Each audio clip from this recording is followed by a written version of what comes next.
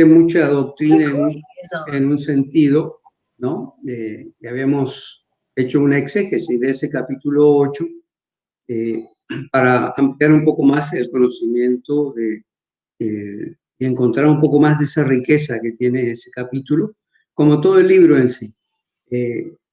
Nosotros venimos viendo que el libro de Romanos tiene unidades literarias y unidades de pensamiento, y las primeras unidades que estuvimos viendo, en el primer capítulo hasta el capítulo 5, versículo 11, encontramos todo lo que hace a la demostración de Dios hacia nosotros, de la muestra de Dios también hacia nosotros, de nuestra situación sin Él, nuestra vida de pecado sin Él, la posición con respecto a nuestra relación con Él, o sea, apartados, condenados, realmente señalados, despreciados, de todos modos, como dice la palabra, ¿no es cierto?, lo más vil del mundo, realmente.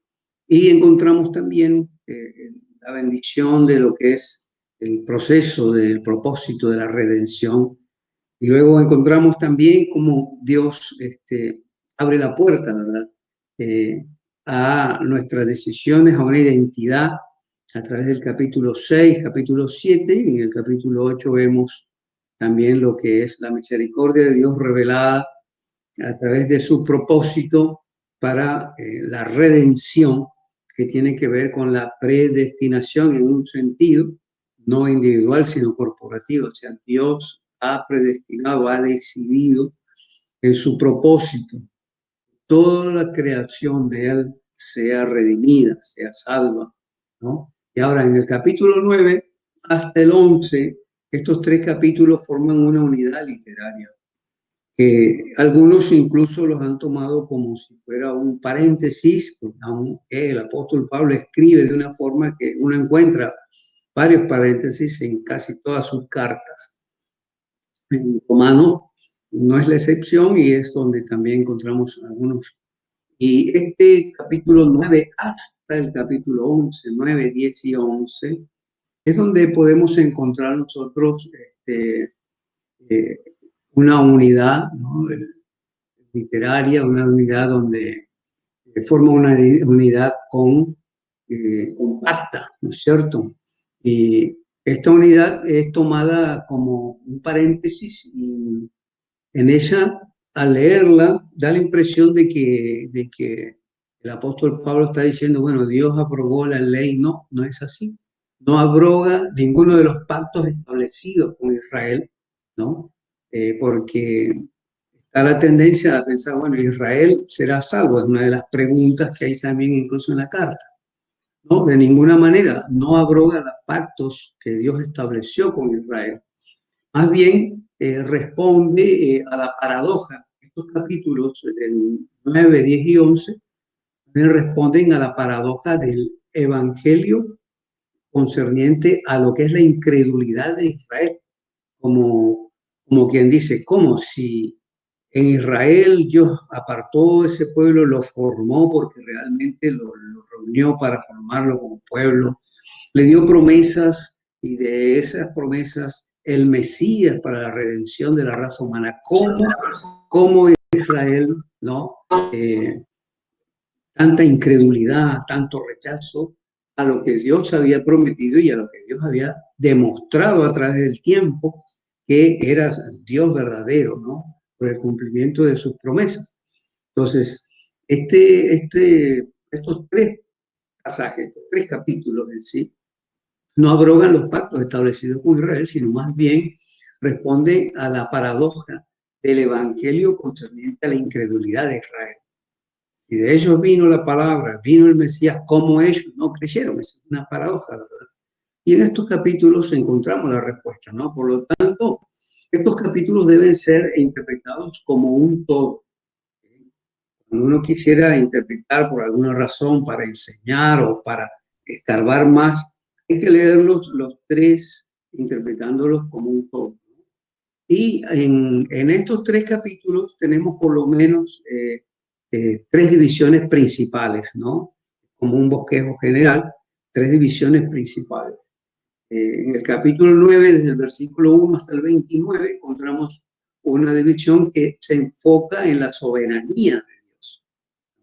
Y ese es un aspecto muy importante en este libro y sobre todo en este capítulo 9, ¿no? Y en la segunda división está del capítulo 9, versículo 30, hasta el capítulo 10, versículo 21, que se enfoca en la responsabilidad humana con respecto a ese mensaje que Dios va a sembrar a través de Israel y a través de la historia de la humanidad, ¿no? Entonces la segunda división se refiere a la responsabilidad humana.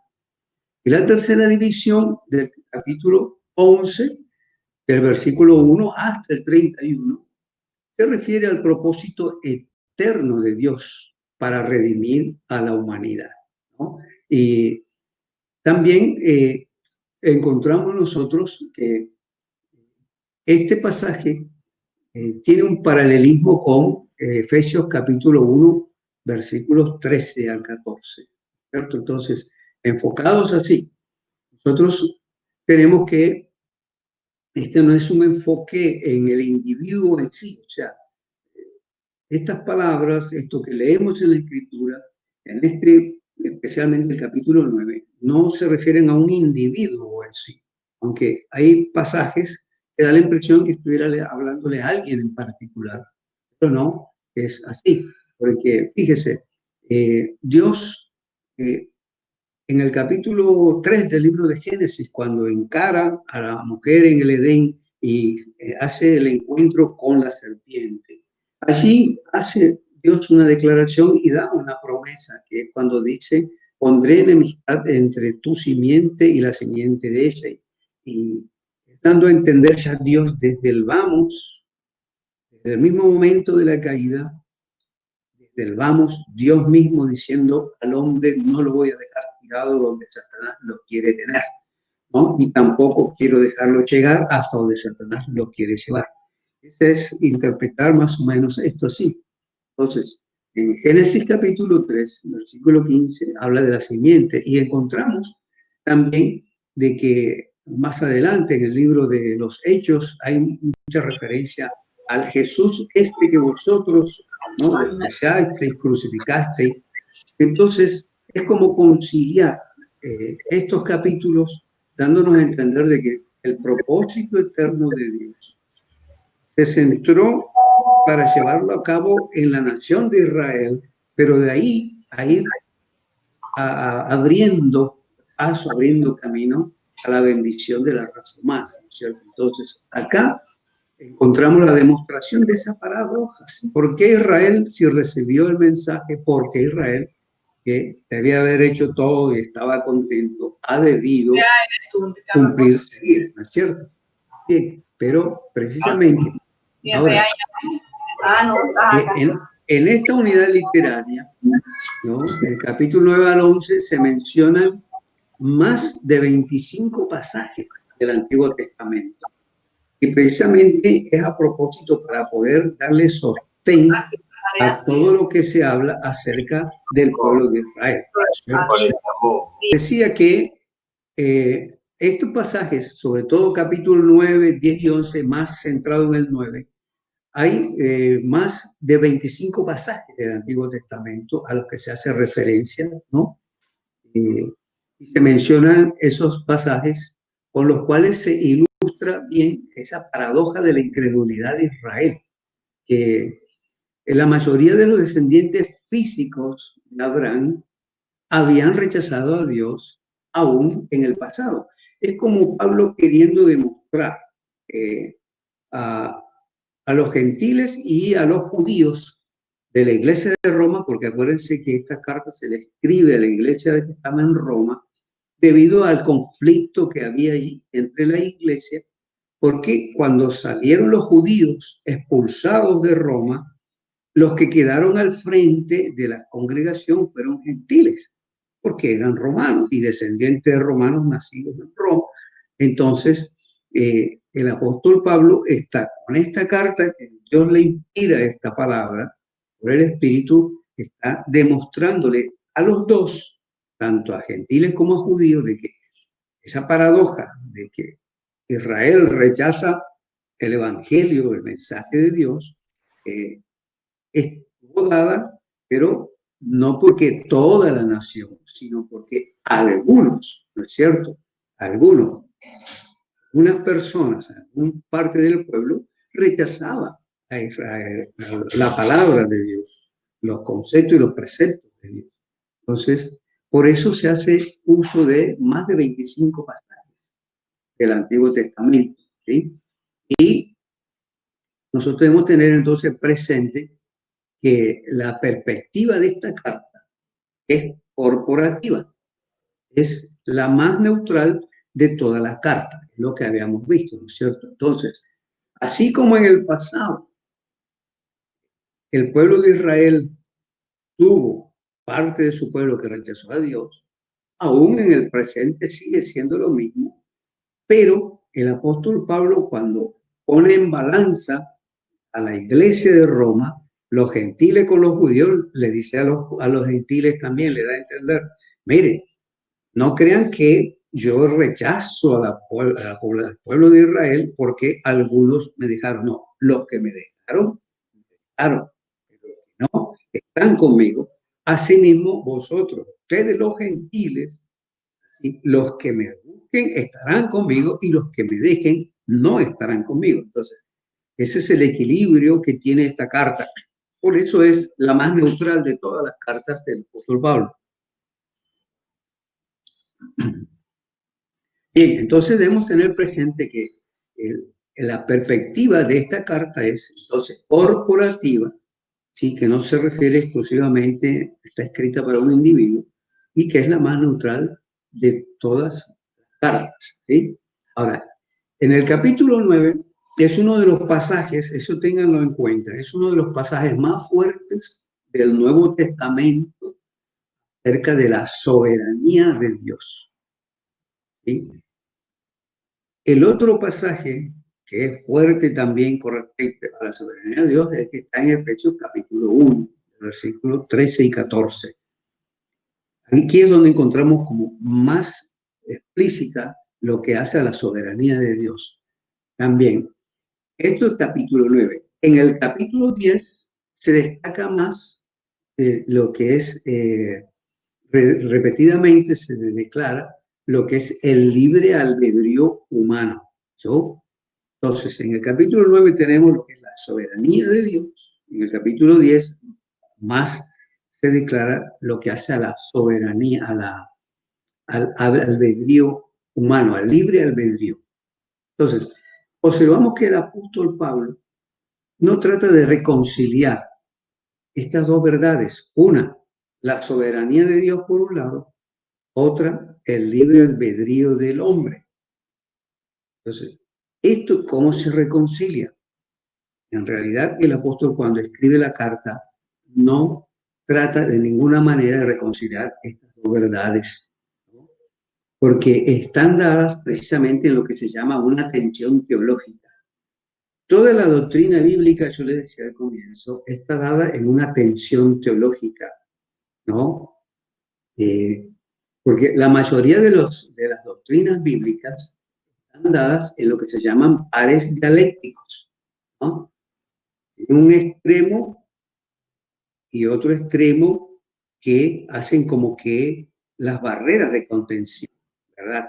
Hay ejemplos muy claros en la palabra. Por ejemplo, cuando el apóstol Pablo escribe, le dice a los hermanos, le dice, hablando del día de reposo, dice, miren hermanos, tranquilos, algunos toman el día de reposo como algo sagrado, importante, de una forma extrema, lo defienden, se identifican, no admiten otra explicación. Pero también dice, pero otros toman iguales todos los días. ¿Qué está diciéndonos la palabra a nosotros? Que nosotros, como seres humanos, no entendemos al 100% lo que la palabra por el Espíritu Santo dejó revelada para nosotros. Pero el mismo Espíritu Santo nos ayuda a entender mucho de esa palabra y con eso es suficiente como seres humanos imperfectos para poder desarrollar nuestra fe y nuestra confianza en el Señor. Entonces, Ese es un par dialéctico. También acuérdense cuando él escribe que dice, bueno, yo como carne, ¿cierto? Pero si yo me siento como él, con un hermano que para él no está bien comer carne, el apóstol Pablo dice, yo pongo cuchillo a mi garganta, como quien dice, yo entiendo que el hermano en su corazón, en su mente, tiene sinceridad, entiende así la palabra. Entonces, ¿por qué yo lo voy a ofender? ¿Por qué yo voy a querer moverlo de ahí cuando de todos modos él está ubicado dentro de la palabra? Porque en la ley prohibía ciertas carnes, ¿verdad? Y muchos siguieron guardando eso. Incluso hasta el día de hoy hay gente que ni siquiera es judía y tiene ciertas cosas del aspecto religioso con respecto al consumo de carnes o de ciertas carnes, ¿verdad? Entonces, a eso, eso es lo que se refiere el contenido de la doctrina dada en pares dialécticos, ¿verdad? Yo no digo que tengo toda la verdad y sé toda la verdad de la Biblia, pero el otro tampoco debe decir yo tengo y sé toda la verdad de la Biblia, sino entre esos dos carriles, tanto el uno como el otro, caminamos. Y en la medida que conocemos la palabra, el Espíritu Santo nos va enseñando, va acercando nuestros corazones y nos va dando ese amor que tiene que haber por ese hermano y darle gracias a Dios de que ese hermano cree en el Señor, trata de caminar con el Señor, igual que yo también con mis imperfecciones. Lucho y trato de caminar con el Señor, ¿verdad? Entonces, esos son los pares dialécticos y la escritura está dada así, toda la doctrina.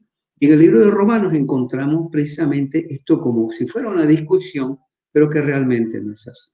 Lo que quiere decir, hermanos, que uno va a una congregación, ¿verdad? Y resulta que pastores o el pastor, el líder que maneja la congregación, se enfoca de una manera teológica en una doctrina, ¿no? Y la establece como si fuera que si no es así, entonces estás en el infierno, ¿verdad? Que hay muchos así, ¿cierto?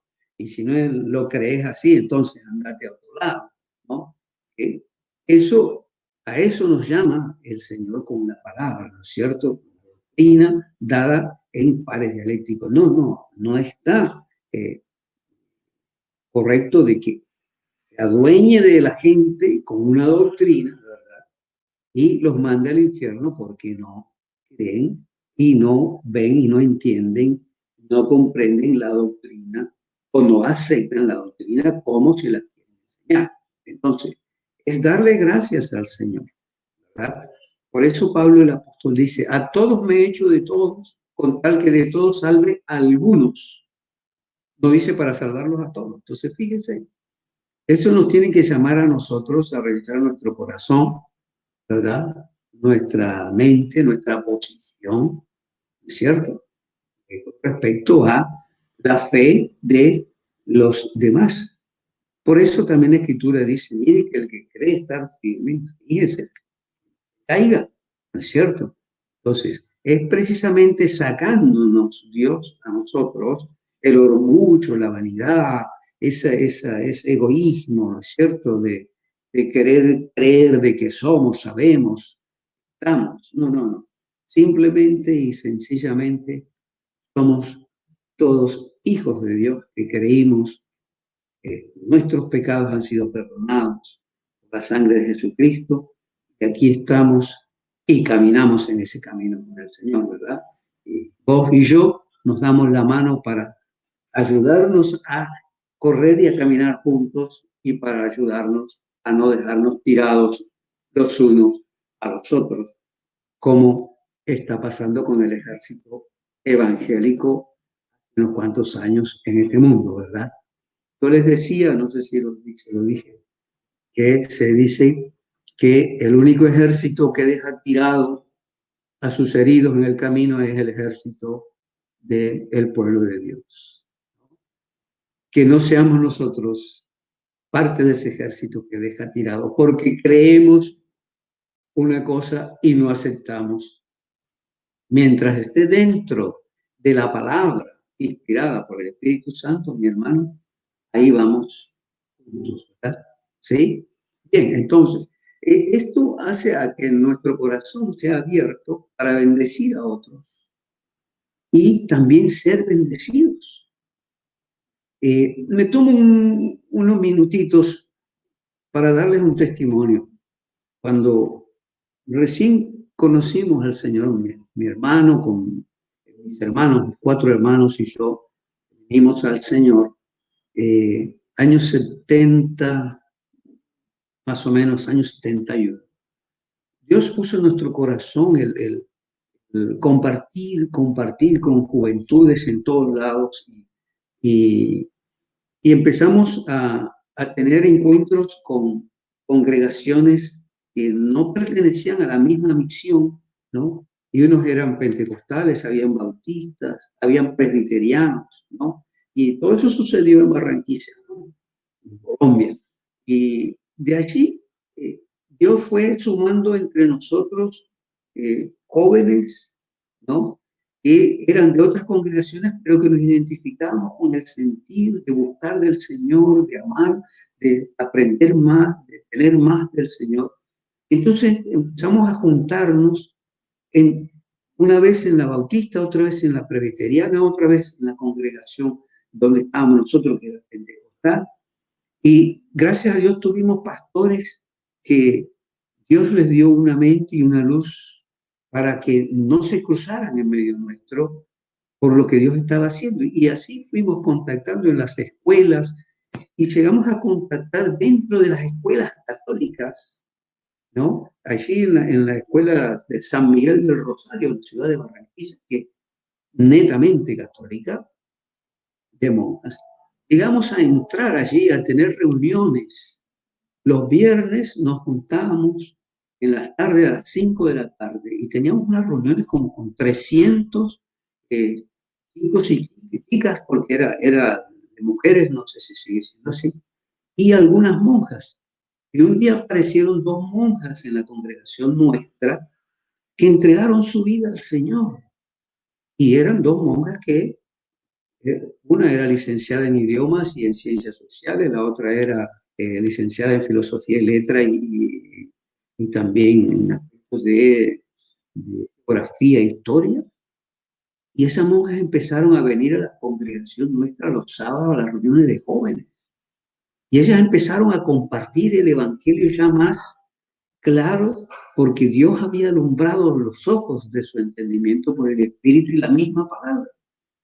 Y resulta que con ellas logramos hacer unas marchas llenas de jóvenes de distintas iglesias y jóvenes que se sumaban de congregaciones católicas. Y llegamos a tener un día una vigilia en el convento que está ahí en la ciudad de Barranquilla, no sé si está todavía, y por pasando el colegio americano, los que son de Barranquilla saben dónde es. Ahí había un convento, no sé si está todavía. Y un día ahí tuvimos una vigilia con 300 y pico de monjas, más nosotros. ¿Eso a qué se debió? Precisamente a esto, hermano, a que la doctrina bíblica estaba en pares dialécticos y nosotros debemos caminar por el medio con la bendición de ambos extremos. Y así podemos nosotros recibir bendición y ser bendición, ¿no? Entonces, en este pasaje, esto que estamos viendo, el capítulo 9, 10 y 11, nos damos cuenta de como que Dios parece que le pegara a Israel, ¿no es cierto? Pero no, Dios nos está hablando a nosotros. Porque Israel llegó a lo que llegó, pero también cómo Dios usó esa incredulidad de Israel para abrir la puerta de la bendición de la gracia para nosotros, ¿verdad? Entonces, así es que en esta unidad literaria nosotros tenemos, por ejemplo, 3 aspectos que trata. Uno trata con las bases de la salvación, precisamente a través del pueblo de Israel, a pesar de su incredulidad, Dios usó esa incredulidad para abrir la puerta a nosotros. También habla del propósito de la elección de Dios y también habla de la infidelidad, la incredulidad de Israel versus la fidelidad de Dios. Esos tres aspectos están contenidos en estos tres capítulos, 9, 10 y 11. O sea, la base de la salvación, el propósito de la elección de Dios y la infidelidad e incredulidad de Israel versus la fidelidad de Dios. Ahora, cuando nosotros leemos en el capítulo 9, versículos 10, 11 y 12 de Romanos, ¿sí? Leemos. Y no solo esto, sino que también cuando Rebeca concibió de uno de Isaac, nuestro padre, pues no habían nacido ni habían hecho aún ni bien ni mal para que el propósito de Dios conforme a la elección permaneciese, no por las obras, sino por el que llama. Se le dijo, el mayor servirá al menor. Y el versículo 13 dice, como está escrito, a Jacob amé, más a Esaú aborrecí. ¿A qué se refiere el apóstol Pablo en estos versículos?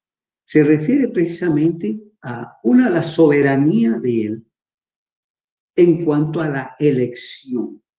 Y en cuanto a elección, fíjese, este pasaje, ¿no? Este pasaje que leímos acá está focalizado en el relato de Génesis capítulo 25, de los versículos 19 al 34. Está basado ahí, ¿no? Está tomado de ese relato. Que la esposa de Abraham, Isaac y Jacob, eran estériles, las tres. Entonces, esa incapacidad de tener hijos es una de las maneras que Dios mostró que Él tenía en control, o sea, por su soberanía, tenía en control las promesas del pacto en lo que hace la línea mesiánica. Ahora, la esterilidad de estas tres generaciones demuestra eso. De primera manera, no, es una de las maneras en que Dios mostró que Él tenía control, soberanía sobre las promesas del pacto en cuanto a la línea mesiánica. Y la otra manera es que la verdadera línea mesiánica nunca, cuando nosotros vemos las escrituras, nunca procedió a través del hijo mayor. Esa era la costumbre. La bendición para el hijo mayor, a través de él las descendencias. No, fíjese, no fue así, ¿no? Es la otra manera que la verdadera línea mesiánica nunca procedió a través del hijo mayor, como era la costumbre, ¿no? Entonces, esto nos habla de la soberanía. ¿Cómo Dios alteró la costumbre? Sí, Él era soberano para alterarla. ¿Por qué?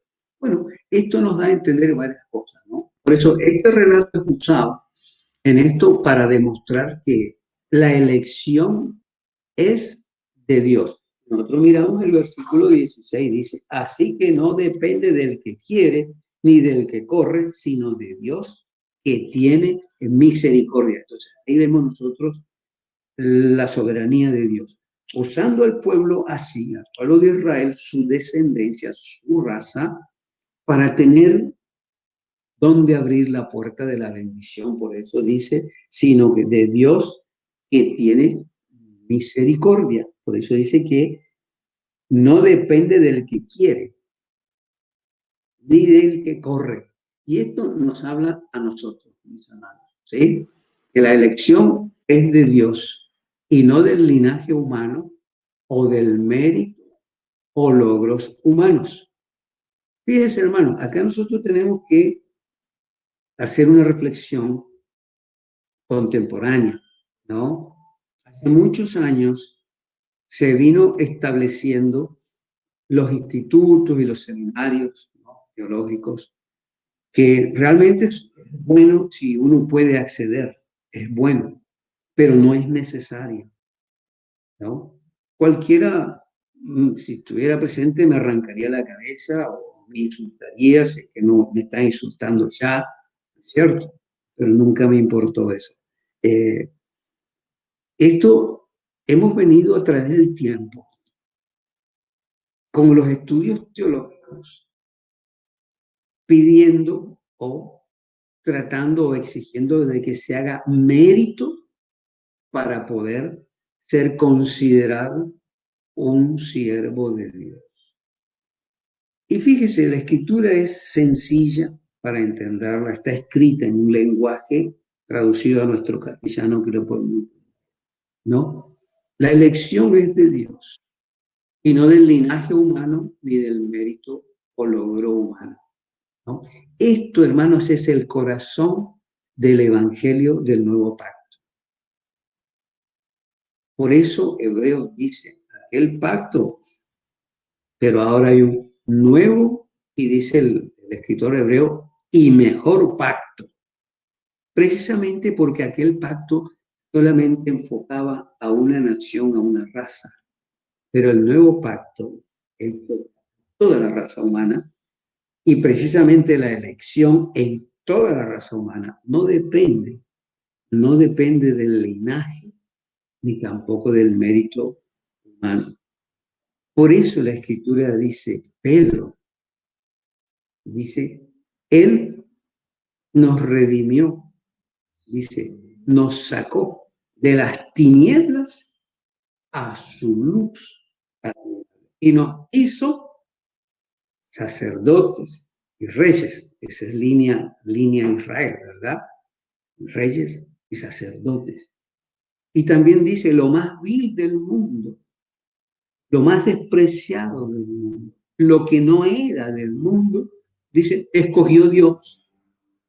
Y después agrega, para avergonzar a aquellos que se hacen los sabios.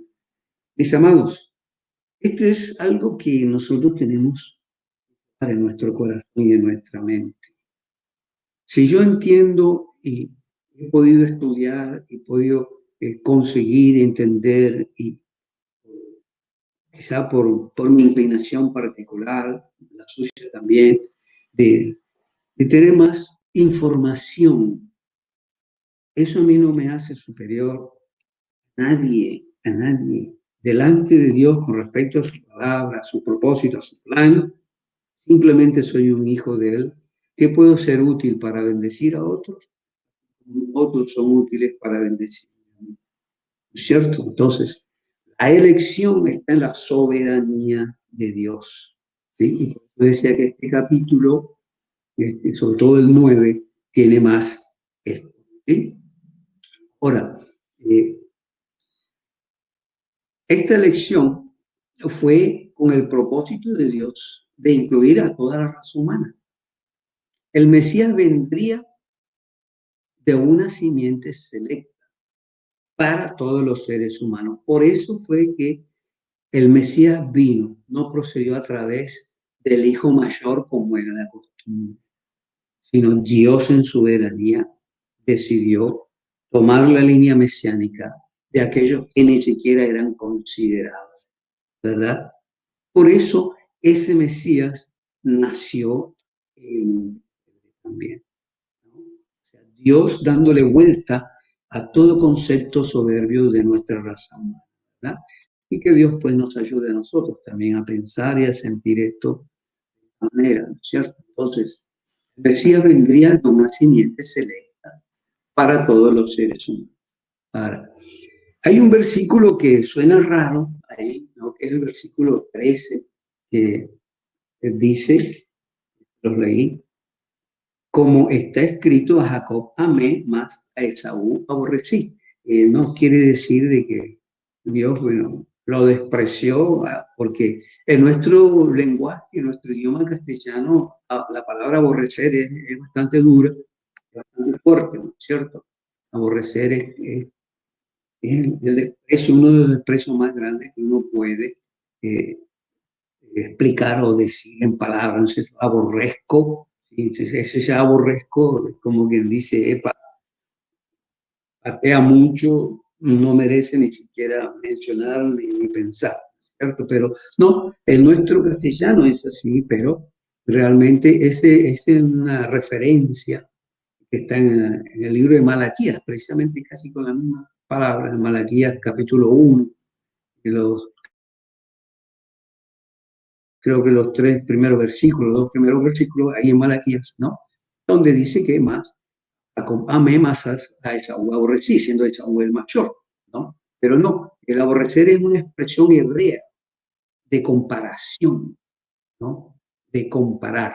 Y para que ustedes tengan un poco más amplitud basada en las escrituras, no en ningún concepto, ustedes pueden leer, si quiere, está anotando, anote Génesis capítulo 29, versículo 31 al 33, Génesis 29, 31 al 33, Deuteronomio 21, 15, Mateo 10, del 37 al 38, Lucas capítulo 14, versículo 26, Juan capítulo 12, versículo 25, ¿no? Esa palabra aborrecer precisamente es una expresión de comparar, ¿cierto? Es como si lo llevamos bien entonces y lo metemos en el contexto ahí en el versículo 13 del capítulo 9, entonces leeríamos, a Jacob amé, más lo comparé con Esaú, ¿no? Lo comparé con Esaú. Fíjese, hay un ejemplo que podemos mirarlo y es el ejemplo de Abel, ¿no? Caín y Abel, ¿no? Que Dios aborreció a Caín. Leemos en la escritura que no es así, porque aun cuando Caín se iba, Dios se le apareció y le habló con promesa. No, Caín, no te creas que vas a ser errante, pero no te creas que yo te abandoné del todo, ¿no? Y Dios le da promesas de protección a, a Caín. Entonces, más bien es comparar, es un término hebreo que tiene que ver con comparar, ¿no? O sea, a Jacob amé, comparándolo con Esaú, en Jacob me hice yo el foco para traer la descendencia del Mesías, ¿no? A eso se refiere la palabra. Y precisamente estos términos que se llaman términos antropomórficos, ¿verdad? Términos antropomórficos en los cuales nosotros como que le mandamos el parche de identidad a Dios de nuestras cosas, ¿verdad? Aunque Dios se identifica también en la palabra con nuestras cosas, ¿no? Por ejemplo, nuestras emociones, ¿verdad? Esa sería una expresión de una de las emociones de Dios, aborrecer. No, no, no. Los términos antropomórficos, amar y aborrecer, no tienen que ver con las emociones de Dios hacia las personas, en este caso, hacia los judíos. No tienen que ver con emociones de Dios, ¿verdad? Sino más bien es con su compromiso con la línea de la promesa mesiánica. A eso tiene que ver.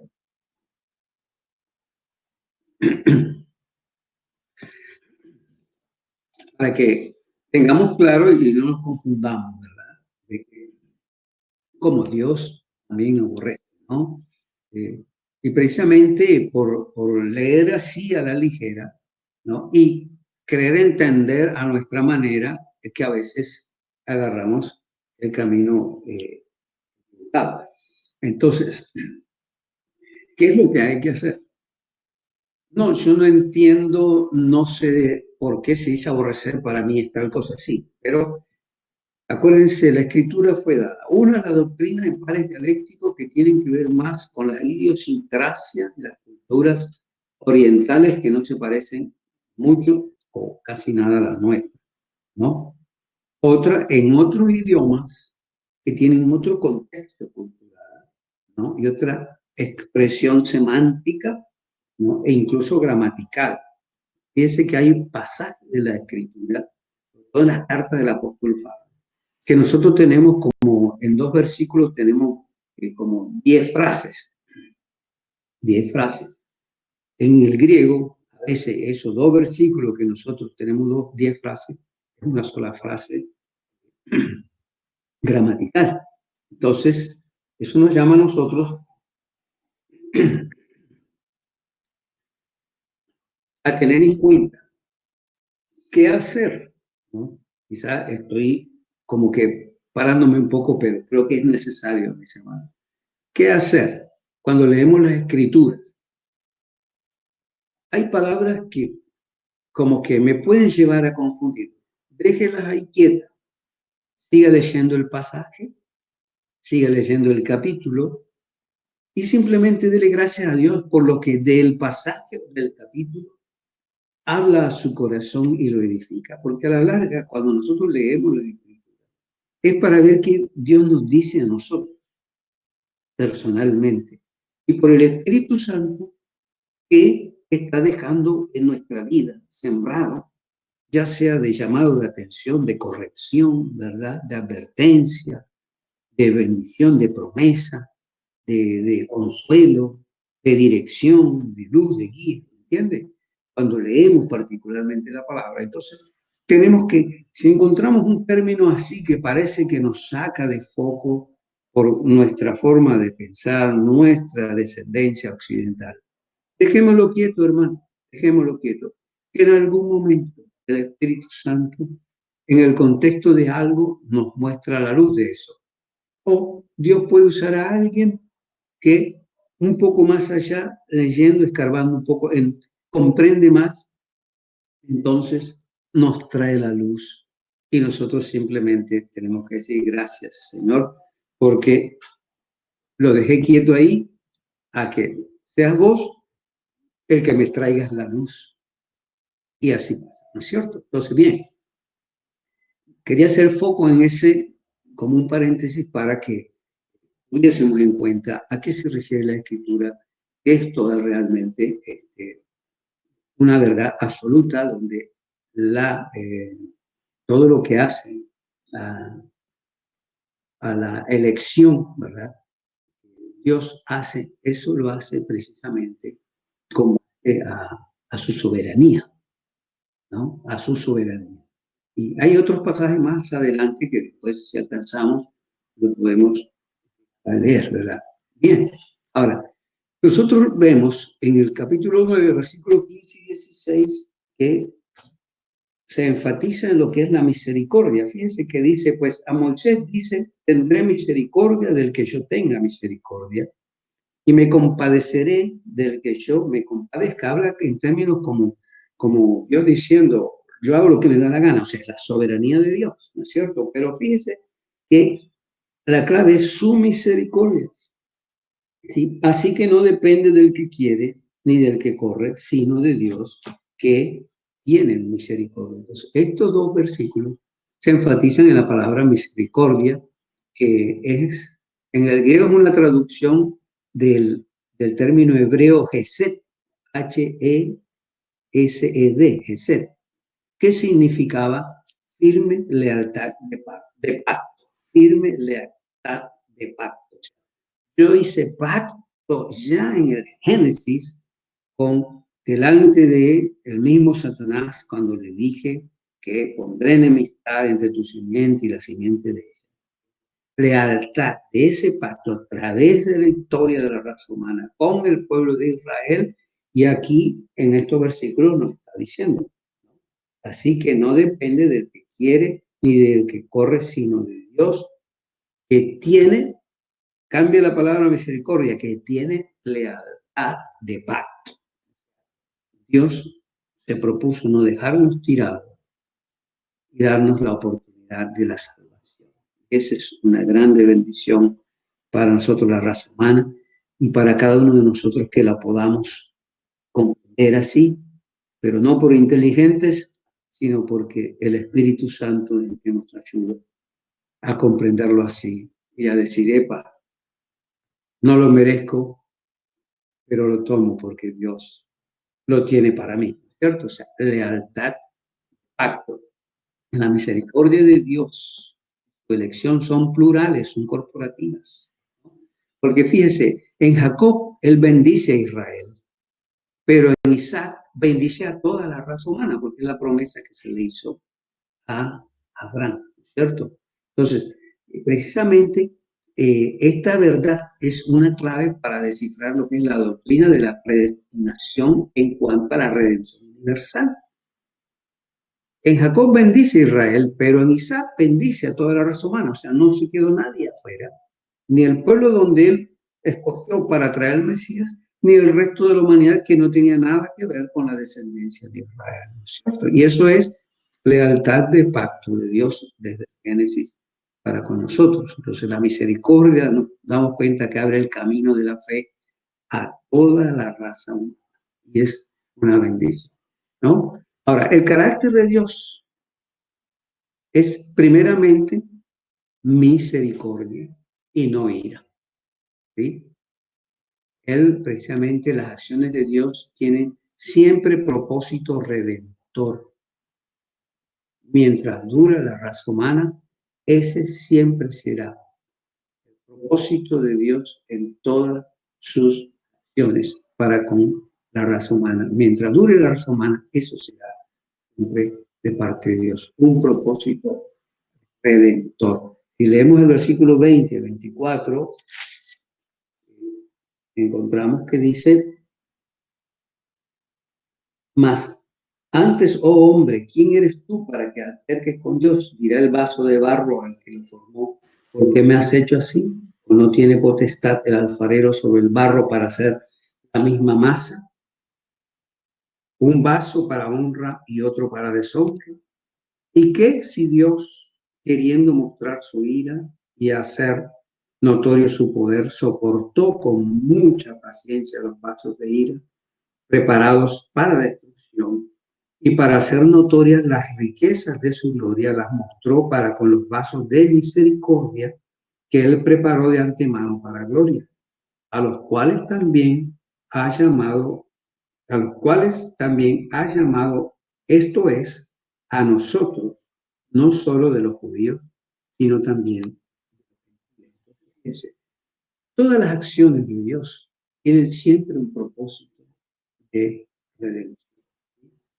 Hay un contraste que está en el versículo 22, 23 y 24, ¿no es cierto? Donde habla de vasos de ira, vasos de ira, dice preparados para destrucción, pero así precisamente esa palabra preparados no quiere decir de que Dios los preparó, los agarró, él dijo: listo, estos los tengo listos y los voy a cocinar en el infierno. No, esa palabra preparado tiene que ver con la expresión listos o maduros o madurados. ¿A qué se refiere eso?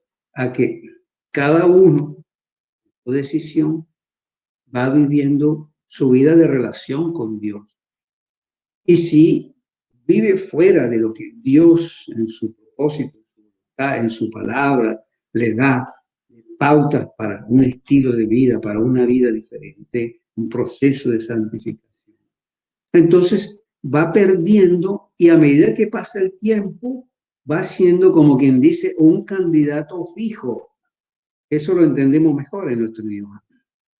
Y que si no cambia de dirección, el arrepentimiento, entonces quiere decir de que ya llegó al punto, ¡pac!, donde terminó, donde va a terminar. A eso se refiere eso de vasos de ira preparados para destrucción.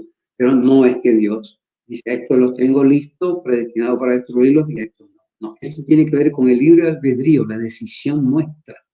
Por eso yo le decía, estos capítulos hablan de lo que es el libre albedrío y hablan de la soberanía de Dios.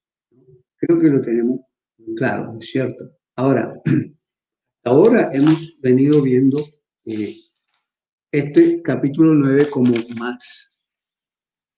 que más contenido tiene.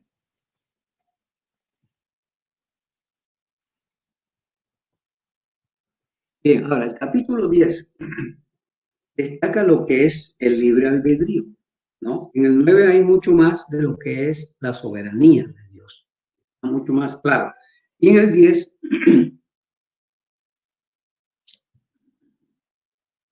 vemos lo que es el libre albedrío, ¿no? El libre albedrío que no solo hace referencia al pueblo de Israel, sino también al resto de la raza humana. Si nosotros leemos capítulo 10, versículo 3, ¿no? 10, versículo 3, dice: porque ignorando la justicia de Dios y procurando establecer la suya propia, no se han sujetado a la justicia de Dios. O sea, habla del libre albedrío, como diciendo: yo les dije esto, no lo aceptaron. Para ellos, como si no hubiera dicho nada. O sea, tomaron una decisión, ¿no? También encontramos en el versículo 21, disculpen, pero acerca de Israel dice, todo el día extendí mis manos a un pueblo rebelde y contradictor. Dios está diciendo, no es que yo los dejé tirados, no es que yo los preparé para la destrucción, no es que yo quise que ellos se perdieran, no, no. Por eso dice, todo el día extendí mis manos a un pueblo, pero agrega, rebelde y contradictor. O sea, libre albedrío ellos lo usaron para rebeldizarse, para contradecir, para no obedecer, ¿cierto? Pero eso también tiene que ver con nosotros, ¿no es cierto? Pues, respecto a toda la raza humana. Entonces, la oportunidad de la salvación está dada. Todos pueden estar perdidos, todos, judíos y gentiles, toda la raza humana, pero todos pueden ser salvos. La decisión, o sea, en el libro del albedrío, queda de nuestra parte. Versículo 13, por ejemplo, ¿qué dice? Porque todo aquel que invocare el nombre del Señor será salvo, o sea, depende de mí. Libre albedrío, ejerciéndolo, pues tengo la oportunidad de la salvación. Yo digo, acá estoy, yo soy el primero que necesita perdón de mis pecados y acepto a Cristo como Salvador, ¿verdad? O sea, mi decisión. Esto es lo relevante del capítulo 10. Y el capítulo 11, ¿no? Este capítulo, nosotros en el 9 vimos que se declara la soberanía y la libertad de Dios para actuar y decidir.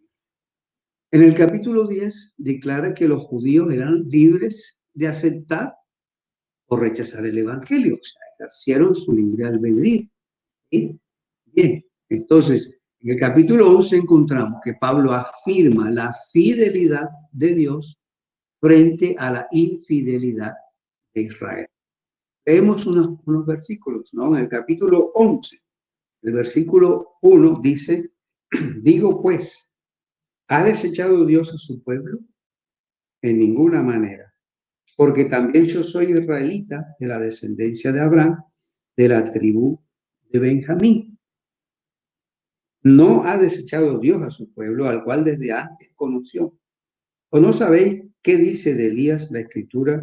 ¿Cómo invoca a Dios contra Israel diciendo, Señor, a tus profetas han dado muerte y a tus altares han derribado? Acuérdense de lo que el episodio que vio Elías con los profetas de Baal. Y solo yo he quedado y procura matarme. Pero ¿qué le dice la divina respuesta? Me he reservado 7,000 hombres que no han doblado la rodilla delante de Baal. Así también aún en este tiempo ha quedado un remanente escogido por gracia. Y si por gracia ya no es por obras, de otra manera la gracia ya no es gracia. Y si por obras ya no es gracia, de otra manera la obra ya no es obra. Este es como un trabalengua el versículo 6. Pero hasta el versículo 5 tenemos claro de que a pesar de la incredulidad, Dios siempre, siempre encontró corazones y preservó corazones fieles a Él para mantener sus promesas hasta el fin del mundo, ¿verdad? De bendecir a la raza humana con la puerta de la gracia y de la bendición. Entonces, por eso es que a Elías le responde así, Elías, no te creas el único. Yo soy fiel, yo he guardado remanente y Dios sigue guardando remanente hasta el día de hoy en el pueblo de Israel. Como también en medio de nosotros, los que no somos judíos, Dios sigue armando remanente, sigue guardando remanente. Entonces, el capítulo 11 se refiere precisamente a la infidelidad, la fidelidad de Dios en frente a la infidelidad de Israel, que también tiene que ver con. Ahora, en el versículo 17 al 25, es una advertencia para nosotros. El capítulo 11, versículo 17 al 25, es una advertencia para nosotros, ¿no? Que no somos judíos, pero que hemos aceptado al Señor. Dice así, pues si alguna de las ramas fueron desgajadas y tú, siendo olivo silvestre, has sido injertado en lugar de ellas y has sido hecho participante de la raíz y de la rica savia de olivo, no te jactes contra las ramas, y si te jactas, sabe que no sustentas tú a la raíz, sino la raíz a ti. Pues las ramas dirán, fueron desgajadas para que yo fuese injertado. Bien, por su incredulidad fueron desgajadas, pero tú por la fe estás en pie. No te ensoberbezcas, sino teme, porque si Dios no perdonó a las ramas naturales, a ti tampoco te perdonará. Mira pues la bondad y la severidad de Dios. La severidad ciertamente para con los que cayeron, pero la bondad para contigo si permaneces en esa bondad, pues de otra manera tú también serás cortado. Fíjense qué maravillosa esta escritura, ¿verdad? Sí, es que nosotros acá estamos incluidos en una grande bendición. Dice, y aún ellos, si no permanecieren en incredulidad, serán injertados, pues poderoso es Dios para volverlos a injertar. La soberanía de Dios, la elección de Dios, el mantener el pacto hasta el final de la historia de la raza humana y en este caso del pueblo de Israel. ¿Sí?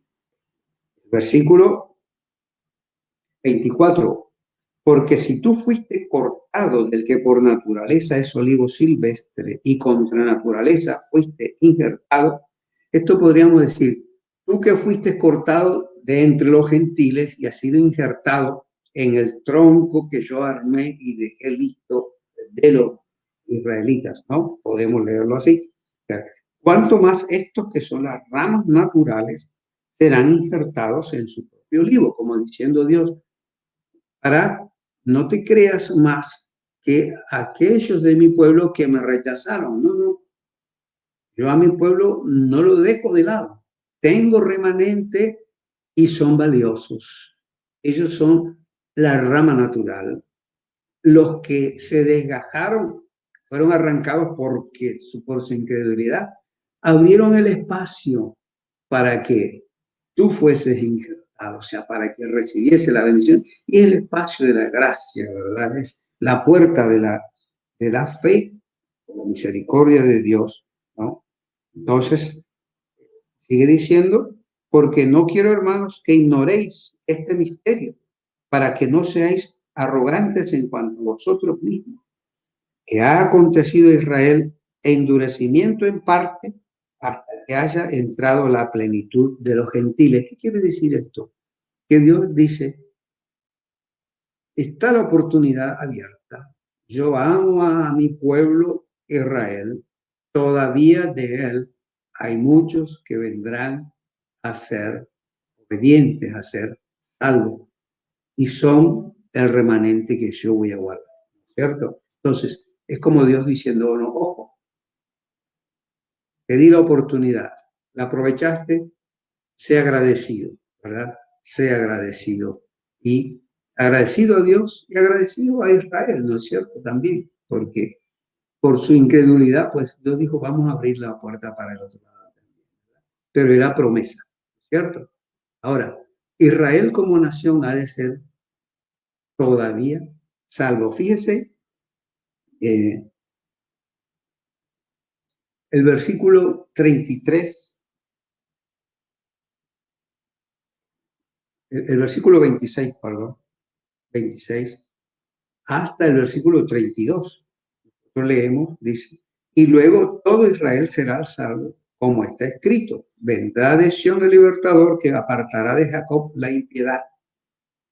Y fíjese que habla el libertador, que es Jesucristo, que es el Mesías, apartará de ellos la impiedad. ¿Por qué? Porque ya no está la ley y muchos de ellos reconocerán que Jesucristo era el Mesías y creerán en Jesucristo. Y por eso dice, ¿no? Vendrá de Sion el libertador, eso era en profecía, que apartará de Jacob la impiedad. O sea, ya eso está establecido en la soberanía de Dios y en cómo es y la fidelidad del pacto. El Espíritu Santo abrirá los ojos y los corazones de muchos israelitas y muchos serán salvos, ¿no? Bien, entonces, porque dice el versículo 27, y este será mi pacto con ellos cuando yo quite sus pecados. Bien, el capítulo 11 termina con 4 versículos que son maravillosos, ¿verdad? Que nos cierran toda esta unidad de 3 capítulos. Si usted tiene su Biblia a la mano, usted la puede leer junto conmigo, ¿no? Y fíjese, todo esto que venimos viendo, de estos 3 capítulos, cómo Dios muestra su soberanía. Parece que es duro con su pueblo, pero no.